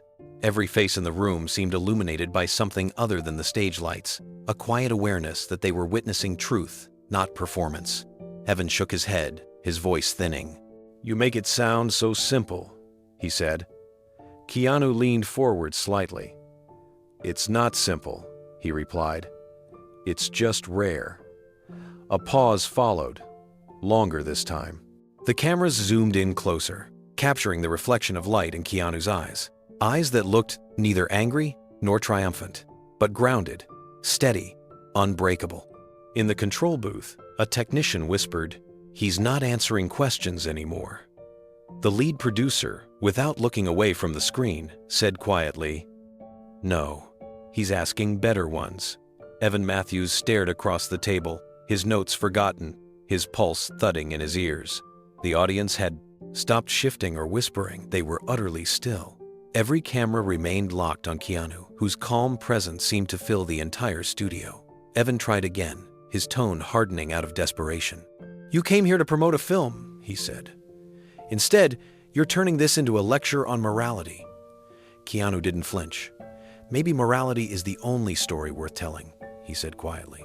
The sentence hit with the weight of a confession and a challenge all at once. Somewhere in the control booth, a producer muttered, "Oh my God," under his breath. Another whispered, "Just let it roll." Evan shifted in his chair. "You talk about compassion and truth," he said. "But aren't those just ideas? Words people like to hear? What do they really change?" Keanu's reply came after a beat of silence, each word deliberate. "They change the person who chooses to live by them. And that's how the world starts to shift, one decision at a time." That quiet answer struck deeper than any sermon could. It wasn't dramatic, but it carried the unmistakable sound of conviction. The audience began clapping softly, a ripple that grew until the entire room was on its feet again. Evan stayed seated, eyes flicking toward the camera light that still glowed red. "You know what's funny?" he said, forcing a smile that didn't reach his eyes. "You're not angry. You're not defensive. Most people would have stormed out by now." Keanu smiled faintly. "I've learned that walking away doesn't always solve things," he said. "Sometimes you stay, not to win, but to remind people there's a better way to speak to each other." The words landed like a whisper in a cathedral. The entire room seemed to breathe together, unified in stillness. Even the host, who moments earlier had tried to provoke him, seemed caught in the gravity of that peace. A moment passed before Evan spoke again, quieter this time. "Do you think people will even hear you?" he asked. "Do you think any of this will matter?" Keanu looked toward the camera, his gaze steady, his voice softer now. "It matters to the people who are ready to listen," he said. And that's enough. That was the moment the producers realized they were witnessing something unforgettable. Not a scandal, not a clash, but a man turning confrontation into grace. Live in front of millions. Evan sat back, defeated yet strangely relieved. For once, he didn't need to force the ending. The conversation had already found its own. Keanu folded his hands again, the faintest trace of a smile returning to his face. "If you want ratings," he said gently, echoing his earlier words, "provoke. But if you want meaning, listen." The audience exploded in applause, the sound rolling across the studio like thunder. Evan looked down at his notes pages of talking points and questions that now felt hollow. He didn't look up again until the applause had faded. When he finally did, Keanu was still sitting there, calm, patient, unshaken. It was the picture of a man who hadn't come to win an argument, but to stand for something real. And in that silence between them, everyone watching understood that this quiet line between chaos and grace was where integrity lived. Evan Matthews wasn't ready to surrender. He could feel the interview slipping further and further from his grasp, and every instinct in him screamed to take control. He leaned forward again, eyes narrowing just slightly. "You sound like a man out of touch with modern America," he said. "The world isn't as simple or as kind as you're describing. Maybe that worked 20 years ago, but things are different now." Keanu didn't react defensively. His posture didn't change. He simply took a breath, exhaled softly, and looked directly at him. "I live in modern America every day," he said gently. "I walk the same streets. I talk to the same people.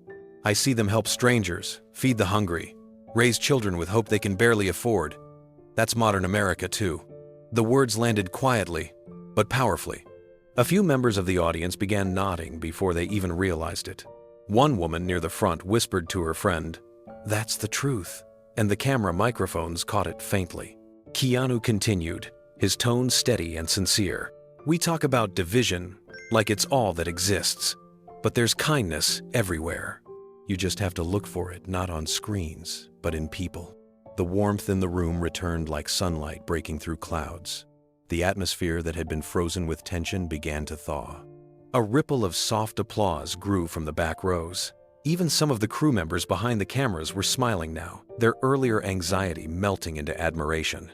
Evan shifted in his seat, trying to interrupt, but Keanu's calm presence filled the space before he could speak again. It wasn't power, it was grace. For the first time, the audience seemed to forget they were watching a debate. It felt like they were witnessing a reminder of what decency sounded like. Evan cleared his throat, trying to reclaim control before the applause overtook him again. "Those are nice stories," he said, forcing a grin. "But those are anecdotes, not change. America's problems are bigger than charity. You can't fix systems with a few good deeds." Keanu turned toward him slowly, his expression softening even more. "Maybe not," he said. "But kindness starts small. So does every revolution." The audience reacted instantly. The phrase struck something deep, something honest. Applause swelled again, louder than before. It wasn't the enthusiastic clapping of fans, it was the sound of people agreeing with something they already knew in their hearts. Evan waited for the noise to die down, but it didn't. The crowd kept clapping until even the crew stopped trying to quiet them. When it finally settled, Keanu spoke again, his tone low and measured. "You can't build anything good without starting somewhere," he said. "You don't change the world all at once. You change it when you choose not to walk past someone who needs help." The air in the studio was electric again, but this time it wasn't tense, it was alive. The red recording light above the camera blinked steadily, capturing every second. Evan glanced toward the control booth. He could see the producer mouthing, "Don't interrupt." But pride overruled reason. "You're making it sound like compassion is enough," Evan said. "Like we don't need laws or leadership." Keanu didn't miss a beat. "Compassion is where laws and leadership come from," he said. "If leaders forget that, then laws become walls instead of bridges." A collective murmur spread across the room. The line wasn't scripted. It couldn't be. It was too sincere. And in that instant, it felt as though Keanu Reeves wasn't just speaking to the host anymore. He was speaking to everyone watching, reminding them of what had been missing in the noise. Evan Matthews sat rigid in his chair, jaw tight, searching for the words to counter what Keanu had just said. But the audience's energy drowned out his thoughts. They weren't just clapping anymore, they were connecting. Every person in that room could feel the shift. The tension that had filled the air only minutes earlier had transformed into something bright and human. He leaned closer, desperate to recover. "That sounds beautiful," he said quickly. "But you make it sound easy. The world isn't made up of endless good intentions. Sometimes people need to be challenged, not comforted." Keanu nodded, his voice steady. "Challenge is good," he said. "But challenge without compassion just becomes cruelty." Wearing a smarter outfit, the crowd reacted again, a chorus of quiet gasps and murmurs. A camera zoomed in on Keanu's face, his calm eyes, and the slight curve of understanding in his expression. He didn't look triumphant. He looked grounded, the way someone does when they're saying something they've thought about their whole life. Evan tried to jump back in. "You're saying kindness can fix everything?" "No," Keanu said, "but it can start something." "Start what?" Evan pressed. "Trust," Keanu replied. "And without trust, you can't fix anything." The response landed with the weight of a truth too simple to argue with. Even Evan's face softened, just for a second, as if something inside him recognized that he was no longer hosting a guest, he was standing in the presence of someone reminding him why he started in this business at all. Keanu continued softly. "People think the world is divided, but it's not broken. It's just waiting for more people to care. The headlines don't show the mother who gives her last meal to her kids, or the stranger who pays someone's bus fare, or the teenager who stands up for a friend. That's the America I see, every day." By now, the audience was completely silent. No one shifted in their seats. No one checked a phone. It felt like every word he spoke rewired something inside them, something long forgotten but deeply needed. Evan looked down at his notes, then back up at Keanu. "You really believe that?" he asked. Keanu smiled faintly. "I have to, because I live here too." The applause began again, this time unrestrained. It wasn't polite, it was passionate. People stood, clapping hard enough that the sound echoed off the studio walls. Even the camera crew joined in, the lens trembling slightly from the vibrations. Evan leaned back slowly, exhaling in defeat, but it wasn't the kind that came from losing. It was the kind that came from realizing he'd been part of something bigger than ratings or reputation. His show had turned into a mirror, reflecting a truth he hadn't expected to hear. Keanu sat quietly as the sound filled the space. He didn't wave or smile for effect.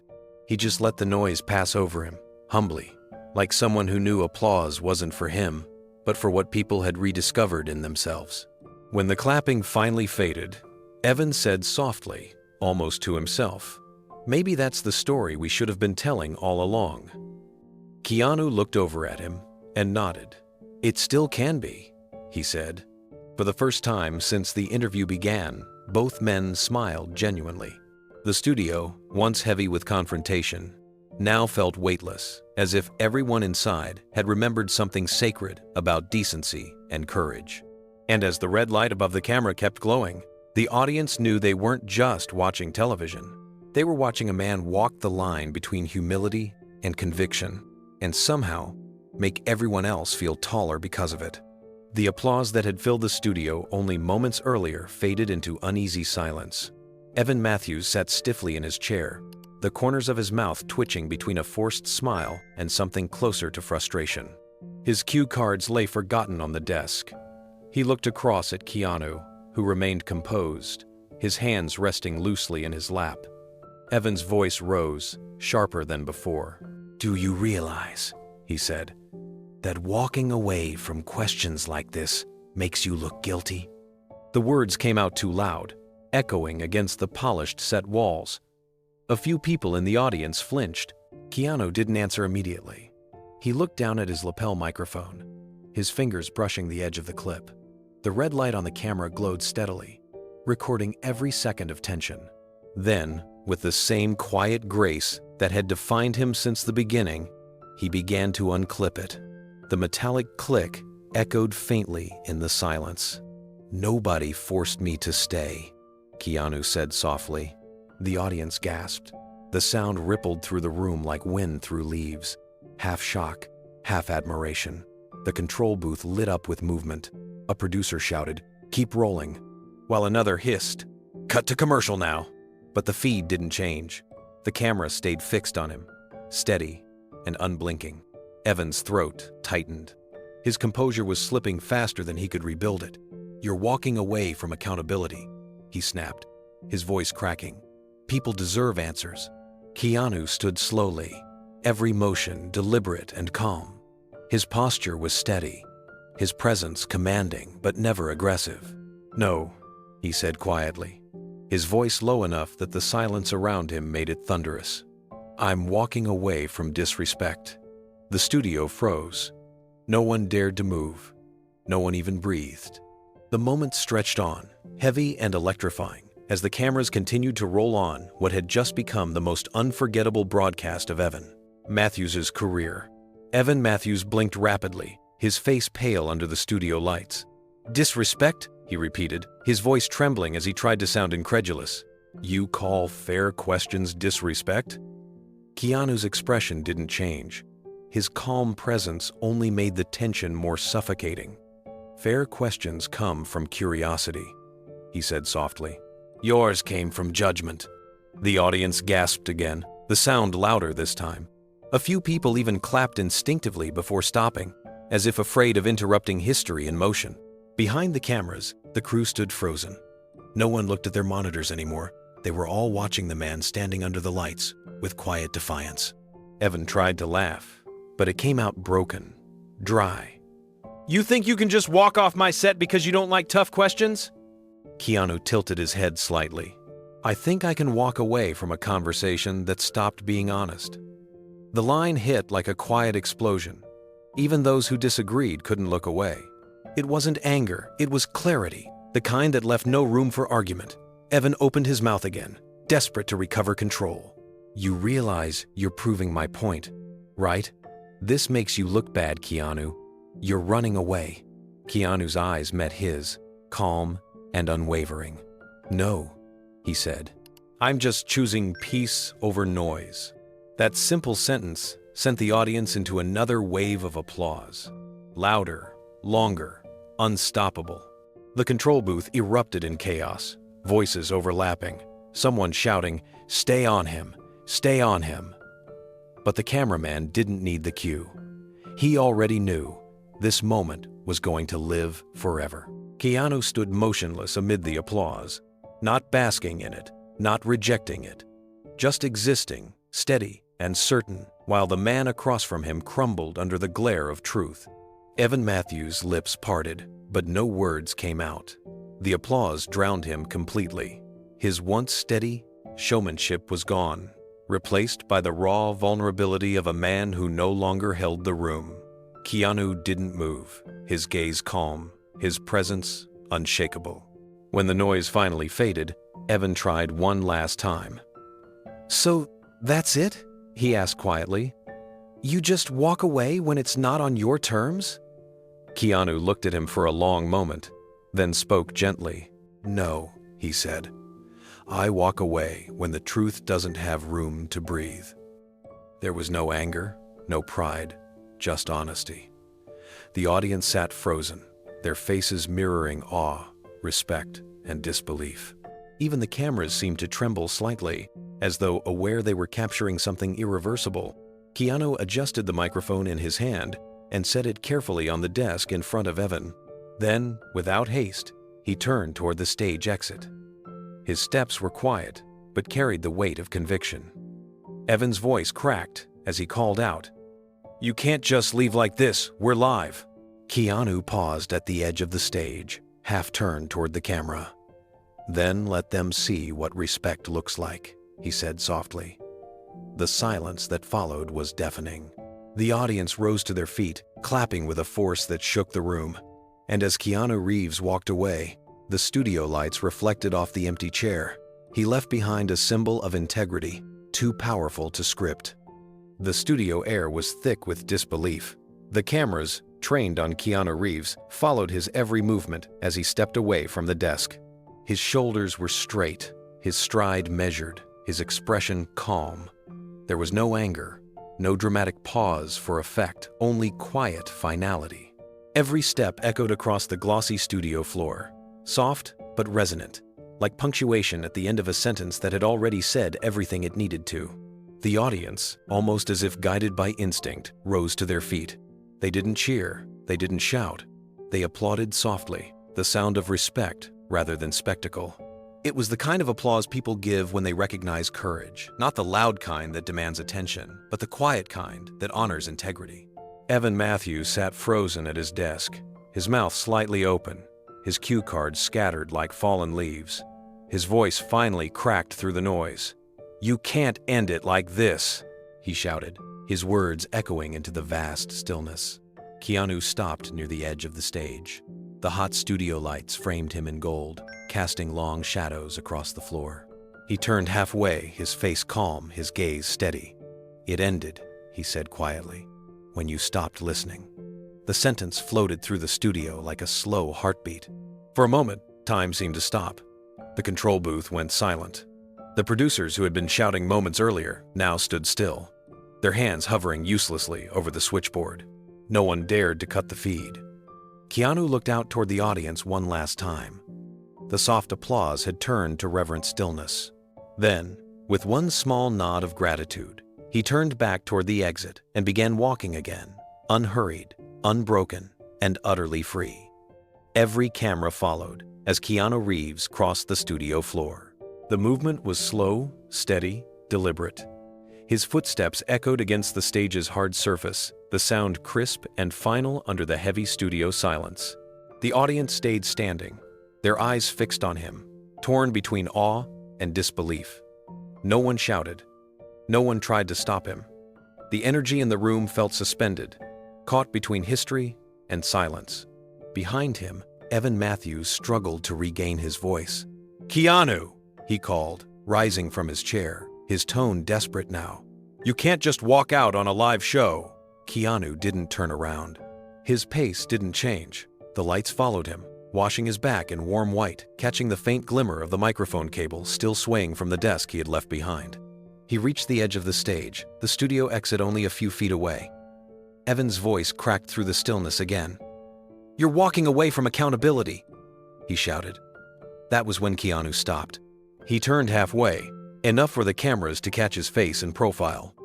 The lines of exhaustion and grace carved into his expression made him look both weary and resolute. His words came slow, calm, and steady. "No," he said. "I'm walking toward peace." The audience exhaled in unison. It wasn't applause this time, it was reverence. Every eye in the room followed as he took another step, then another, his figure framed perfectly by the lights and shadows. In the control booth, the lead producer's hand trembled over the switchboard. "Cut the feed," one assistant whispered. "We can't. This is too big," another answered.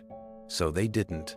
They let the cameras roll, capturing the quiet dignity of a man choosing respect over argument. Keanu Reeves reached the end of the stage where the curtain opened toward the corridor leading backstage.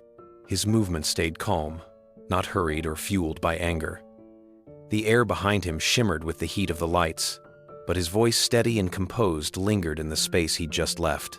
The audience remained standing, their hands halfway raised, torn between clapping again or staying silent in awe. Evan Matthews stood at the desk, his chest rising and falling fast. His voice cracked once more as he called out, "You're making a mistake, Keanu. You're walking away from your audience." Keanu slowed, but didn't turn this time. "I'm not walking away from them," he said, loud enough for his voice to carry through the studio.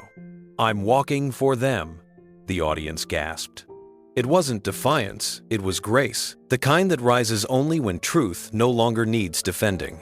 The applause returned, louder, fuller, as if the crowd finally understood that they were watching something that would live beyond this broadcast. In the control room, chaos broke loose. The producer was shouting for someone to cut the feed. End it now!" But another voice, the assistant director's, answered firmly, "No, let it run. People need to see this." Down on the studio floor, the cameraman followed Keanu instinctively. The lens stayed focused on his back, the black suit jacket moving fluidly as he reached the final step. The red light above the camera continued blinking a small, defiant heartbeat. Evan slumped back in his chair, staring into the monitor that showed Keanu walking toward the exit. He could see what millions of viewers were seeing at that very moment. A man walking away, not in defeat, but in absolute composure. The audience erupted once more, this time unstoppable. Some called out his name. Others simply clapped with tears in their eyes. And though Keanu didn't turn again, he raised one hand slightly as he disappeared behind the curtain, a simple acknowledgement that spoke louder than any final line. Inside the control booth, no one moved to stop the feed. The screen faded not to black, but to the image of the empty chair beneath the studio lights. The space he'd left behind looked almost sacred. Evan lowered his gaze, his voice barely a whisper. He just rewrote the rules of television. No one answered. There was nothing to say. The show had ended not with applause or argument, but with a moment of truth too powerful to script. The studio didn't move for a long time after Keanu Reeves disappeared backstage. The echo of his footsteps still seemed to hum beneath the lights. The cameras, unsure where to turn, stayed locked on the empty chair he had left behind. The image was stark, clean, still, and haunting. The microphone lay coiled on the desk, its black cable looping across the surface like a question that would never be answered. The applause had faded into silence, leaving behind only the faint hum of the equipment and the ragged breathing of a studio audience that didn't quite know what they had just witnessed. Evan Matthews sat frozen. His hands were clasped together tightly, the knuckles pale. His cue cards were scattered across the table, useless now. His mouth opened once, as if to speak, but no sound came out. The red light on the main camera continued to blink, capturing every second of his speechlessness. Slowly, a sound began to rise from the audience, a single pair of hands clapping, then another and another. It wasn't loud, it wasn't rushed. It was slow, steady, and reverent. Each clap sounded like acknowledgement, not excitement. They weren't celebrating a celebrity moment. They were honoring something real. Evan finally looked up. His gaze fell on the empty chair opposite him, its cushion still slightly indented from where Keanu had sat. The scene felt less like television and more like a moment of reckoning. There was no victory, no scandal, no headline that could capture it. There was only the undeniable truth that integrity hadn't stormed out of the room. It had simply chosen to leave quietly. Behind the glass wall of the control booth, chaos erupted. Producers spoke over each other, their voices sharp and anxious. "We need to cut to commercial," one shouted. "No, keep it rolling," another countered. "Do you realize what just happened? This is viral already." No one moved to stop the broadcast. Every eye in that room stayed glued to the man. Monitors showing Keanu's empty seat, illuminated under the glaring studio lights. The image had become more powerful than any scripted segment they could have aired. Back on the floor, the slow, rhythmic clapping continued. The audience stood, not in excitement, but in reflection. The silence between each clap seemed to carry its own meaning. People weren't just reacting to what they saw, they were processing it. They had come expecting entertainment and left with something that felt more like a truth they hadn't realized they were missing. Evan Matthews still hadn't moved. He looked toward the cameras, eyes wide and uncertain. He could feel the weight of millions watching, but for the first time, he had nothing to give them. His voice, the tool that had carried him through 1,000 interviews, refused to return. He exhaled slowly, his shoulders slumping, and whispered to no one in particular. He didn't storm out, he just knew when to stop. The sound engineer, seated just beyond the cameras, heard it through his headset and froze. The words, barely audible, cut deeper than any headline could. They summed up what everyone in that building felt, but couldn't say aloud. Something sacred had just occurred on live television. And as the applause faded into silence once more, the empty chair remained in the center of the frame, glowing beneath the lights, no longer a seat, but a symbol. The room had gone utterly still again. The applause died slowly, like the last waves retreating from a quiet shore. The camera didn't move. It lingered on the vacant space where Keanu Reeves had sat, the chair still turned slightly toward the host's desk. The microphone's thin black cord curled in a loose spiral, its silver tip glinting faintly under the light. It looked almost alive. as if waiting for someone worthy to pick it up again. Evan Matthews leaned back in his seat, dazed. His reflection stared back at him from the shiny desk surface, distorted and uncertain. Around him, the usual hum of the studio had vanished. The crew didn't shout orders. No countdowns echoed from the control room, and even the audience seemed afraid to move, as if a single sound might shatter what had just been created. He stared at that empty chair for what felt like forever. It was more than a prop now. It represented everything he'd missed while trying to control the story, everything Keanu had said without raising his voice. Evan had thought he was guiding the interview, but now he realized he'd only been chasing it, trying to out-talk a man who had come to remind people what integrity truly looked like. Behind the glass, a producer finally broke the silence. "Do we fade out?" she whispered. Her voice trembled. The lead director shook his head slowly. "No. Let it sit." So they did. The feed continued broadcasting live to millions, nothing but the image of that empty chair under the warm lights, the faint echo of the host's breathing, and the collective understanding that something irreversible had just happened. Evan looked down again at the microphone on the desk. Its cord trailed like a question mark, soft and silent. He reached for it, then stopped. His hand hovered in midair before falling back into his lap. For the first time in his career, he didn't know what to say, and more importantly, he realized maybe it was better that way.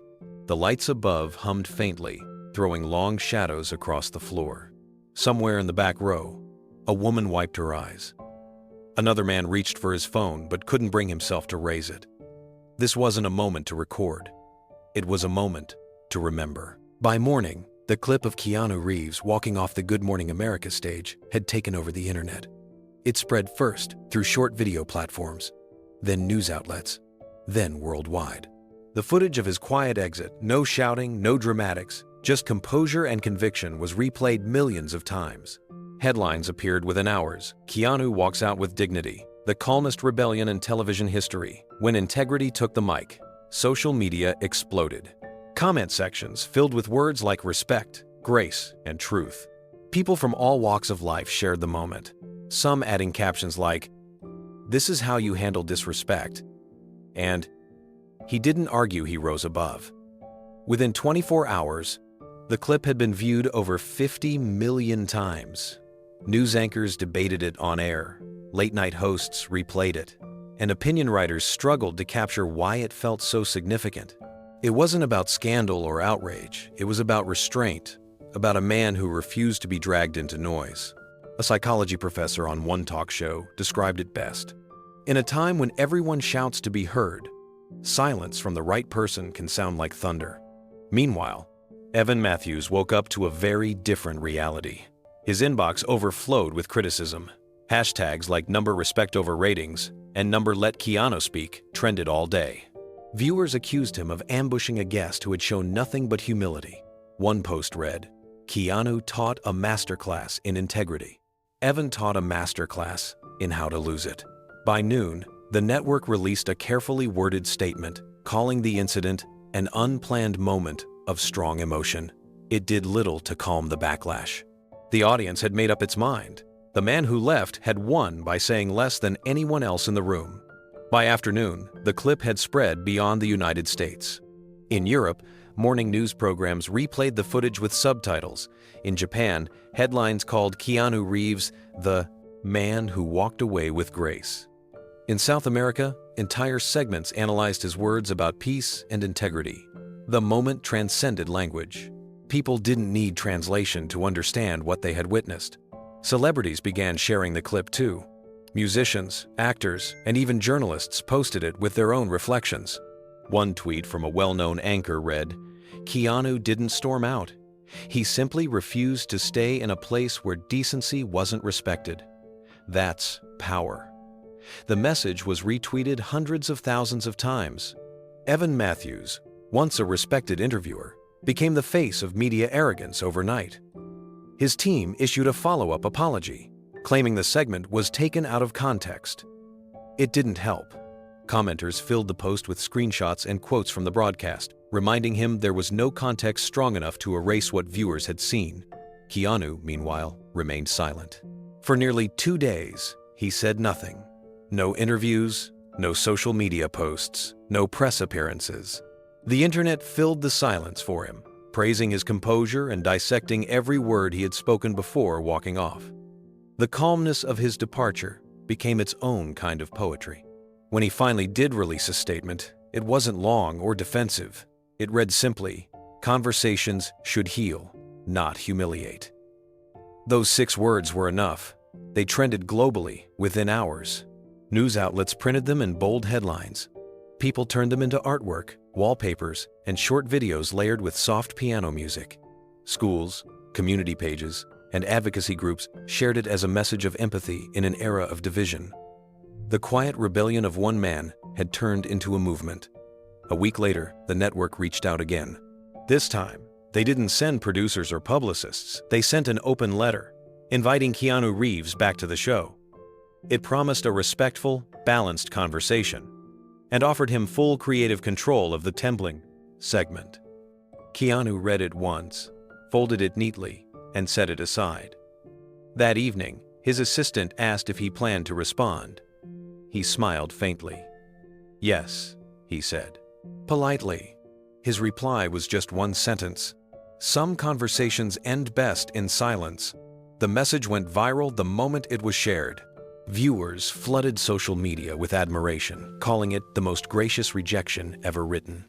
The same networks that had once dissected his walkout now praised his dignity.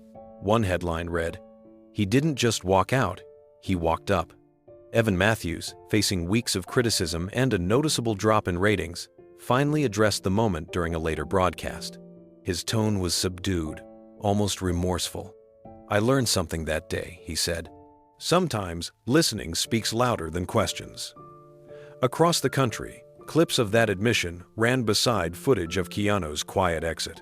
Together, they told a story that no script could match, a story about how calm can conquer noise, and how grace can leave a louder mark than outrage ever will. The world moved on, but the image of that empty chair remained etched in people's minds. It wasn't just a symbol of what Keanu walked away from. It was a reminder of what he walked toward. The next morning, New York was calm. The storm of headlines and online debates had quieted overnight, leaving behind only a quiet sense of reflection. In a small park on the west side of the city, Keanu Reeves sat alone on a wooden bench.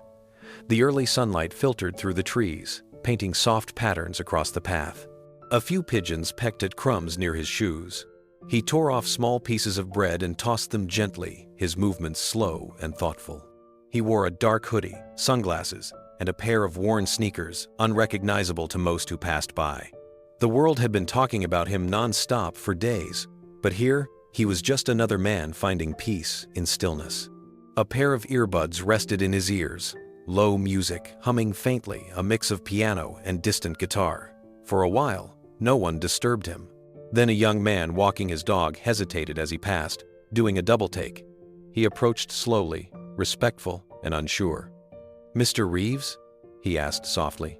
Keanu removed one earbud and looked up, his expression calm and kind. "Hey there," he said, smiling faintly. The young man nodded nervously.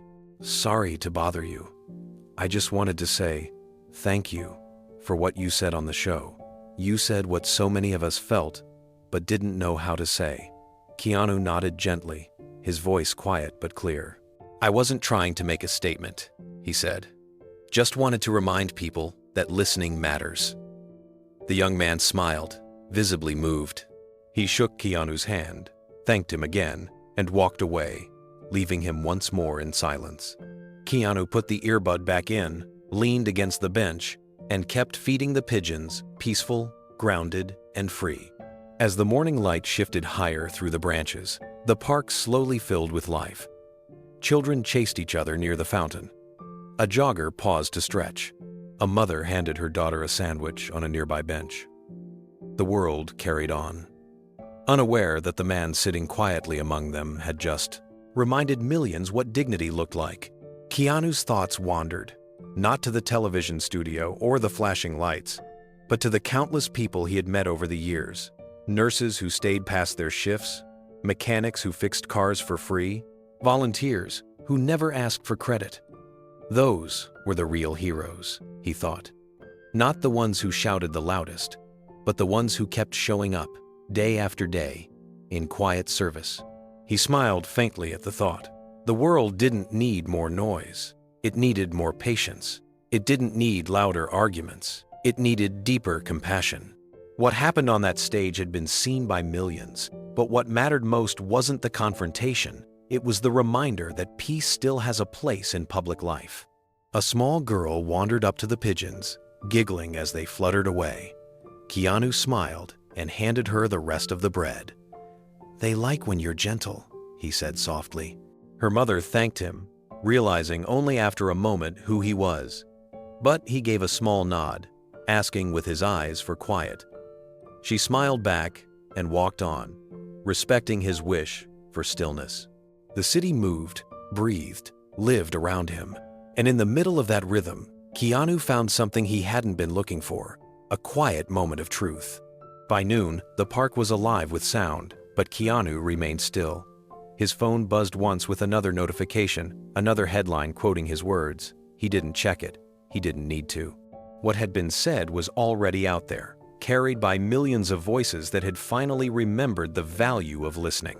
He leaned back, watching the pigeons lift into the air in one synchronized motion, wings catching the light like silver ribbons. He breathed deeply, the way he always did before a new film or a new chapter. The chaos of fame, the pressure of expectation, none of it mattered here. What mattered was presence, kindness, grace under fire. Those were the things that had guided him through loss, success, and now through this strange moment of public reckoning.